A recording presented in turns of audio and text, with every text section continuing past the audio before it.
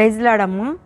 ప్రభునేసుక్రీస్తు నామములో దేవుడి యొక్క ఉదయకాల శుభవందనాలు మీ అందరికీ తెలియచెప్తున్నాను. అమ్మా, ఎలా ఉన్నారు? అందరూ బాగున్నారా? దేవుని యొక్క సన్నిధానంలో నిజంగా ప్రభు రోజులు గడుస్తూ ఉన్నాయి. దేవుడు మనకి తోడుగా ఉన్నాడు. ఈరోజు దేవుని యొక్క వాగ్దానం దానియేలు గ్రంథము 6వ అధ్యాయము 20వ వచనాన్ని చదువుతున్నాను. అతడు గుహ దగ్గరకు రాగానే దుఃఖ స్వరముతో దానియేలుని పిలిచి, జీవము గల దేవుని సేవకుడవైన దానియేలు, నిత్యము నీవు సేవించుచున్న నీ దేవుడు నిన్ను రక్షింపగలిగేనా అని అతన్ని అడిగాను. ఈరోజు దేవుడు మనల్ని ఆయన స్వరం పెట్టి రక్షించగలిగిన దేవుడు కదా. ఎక్కడికి వచ్చాడట దేవుడు? తెల్లవారుజామున అతడు రాజు వచ్చి, ఒక వ్యక్తి దేవుణ్ణి ప్రేమించే వ్యక్తి దగ్గరకు వచ్చి, దేవుణ్ణి గణపరిచే వ్యక్తి దగ్గరికి వచ్చి, నిజంగా నీతిమంతుడు దానియేలు, ప్రార్థనాపరుడు, నీతిమంతుడు. ఒక మాట చెప్పన, నీతిమంతుల పక్షంలో దేవుడు ఎప్పటికీ నిలిచుంటాడు. చెప్పండి, ఎవరి పక్షంలో ఉంటాడు? నీతిమంతుల పక్షంలో దేవుడు నిలిచి ఉంటాడు. ఎక్కడ రెండోది ఏంటంటే, ఎక్కడ ఓడిపోతామో అక్కడే దేవుడు మన తలను పైకెత్తుతాడు. మూడోది ఏంటంటే, ఏ శత్రువు మన ఎదుట నిలబడాలి అనుకుంటాడో ఆ శత్రువు ముందున్న దానికంటే ముందు మన ప్రభువైన యేసు మన ముందు ఉంటాడు. ఎవరి కోసం ఉంటాడు చెప్పండి?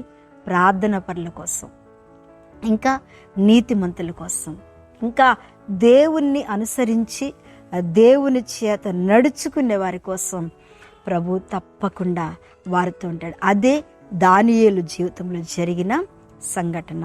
ఆమేన్. ఈ వాక్యం వింటున్న దేవుని బిడ్డలారా, నీ దగ్గర కూడా వచ్చి, నిజంగా మీ శత్రువులు ఉన్నారా? ఎవరైనా మీ ప్రార్థనకి వంకలు పెడుతున్నారా? నీ ప్రార్థన ఏం జరిగింది అని ఎవరైనా నిన్ను ప్రశ్న వేస్తూ సూటిగా అడిగినట్టయితే ఈ మాట వారికి చూపించండి. ఏంటంట?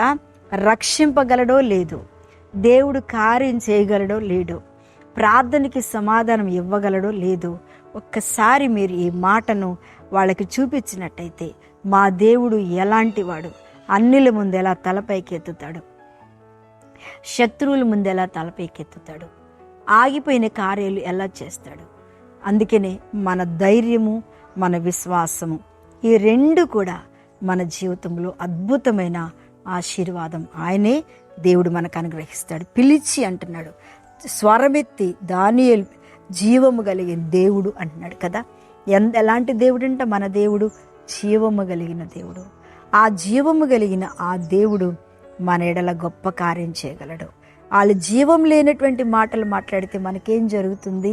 ఆ జీవము లేని పలుకులు, ఆ జీవం లేని మాటలు, ఆ జీవం లేనటువంటి కార్యాలు మన జీవితంలో ఖచ్చితంగా దేవుడు జీవము కలిగిన మాటలు మన జీవితంలో దేవుడు నీ జీవము కలిగిన దేవుడు నిన్ను రక్షించిన అంటే తప్పకుండా నాకు జీవము కలిగిన నా దేవుడు నా పక్షంలో ఉన్నాడు, జీవము కలిగిన నా తండ్రి నాతో ఉన్నాడు అని నువ్వు చెప్పగలిగినట్టయితే మనం చెప్తాం. ఎందుకు చెప్పలేం? మన విశ్వాసము, మన ప్రార్థన, మన ధైర్యము మనం చెప్పలేమా? ఎందుకు చెప్పగలం? తప్పకుండా మనం చెప్తాం. ఆమేన్ చెప్పండి. నువ్వు చెప్పాలి.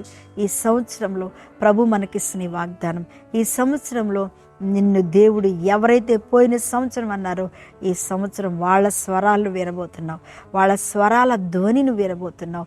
వాళ్ళే వచ్చి నీ దేవుడే ఈ కార్యం చేశాడు అని నీ జీవితంలో చెప్పుటకు దేవుడు నీ కొరకు తలుపులను ఈ సంవత్సరం తెరుస్తున్నాడు. ఆమేన్.